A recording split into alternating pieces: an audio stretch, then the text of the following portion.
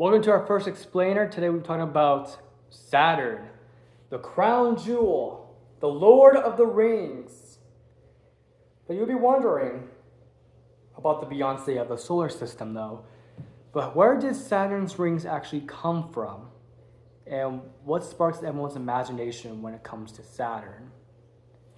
So that's what we're going to be talking about in this explainer on our first episode. I'm your host, Chris, and let's deep dive into Saturn. Saturn, the second planet from our sun, it's dazzled everybody for thousands and thousands of years through exploration and discovery, through technology. It's the crown jewel, the Lord of the Rings, the Beyonce of our solar system. Very famous for its rings. But you may be wondering, those beautiful rings actually came from a tragic backstory, but how did that happen? Well, like Saturn, all the gas giants have their own ring systems. Jupiter, Saturn, Uranus, and Neptune all have their own ring systems. But they're all very different compared to Saturn's rings. So Jupiter actually has very faint rings because it's mainly just dust, just from things getting ripped apart by Jupiter's Roche limit. Uranus is mainly made out of just ice and rock, but it's a little bit thinner than Saturn's rings. Neptune is almost like Jupiter's rings, but it's mainly also just ice and rock. So that's every gas giant's ring system. But where did Saturn's beautiful rings, those massive rings that we all know about? Also, I've been hearing headlines that Saturn's rings may disappear. Well, it's because it's also taken from a weird angle.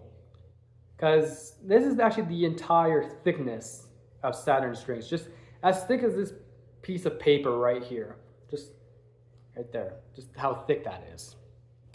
It's only about like 30 feet, but in a weird angle, it's about as thin as that piece of paper right there. So scientists believe that 4.6 billion years ago, Saturn did come with a ring system.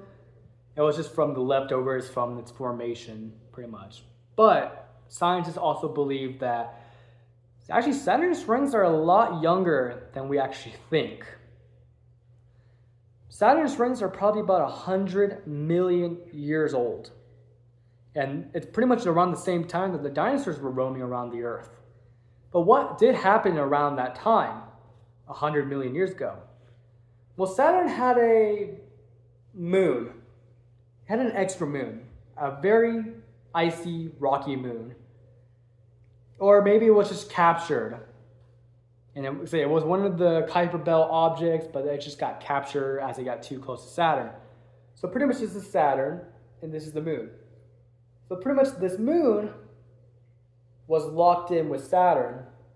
It forced the moon to orbit around Saturn until it pulled it in.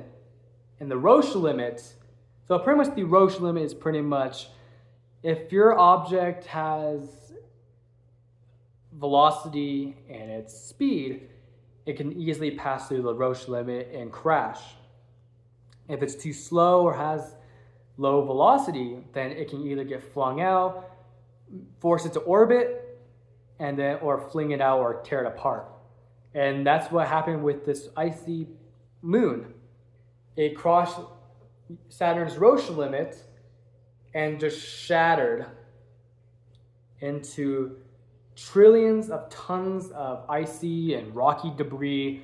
Eventually, over time, these rings pretty much scattered and pretty much set into different speeds.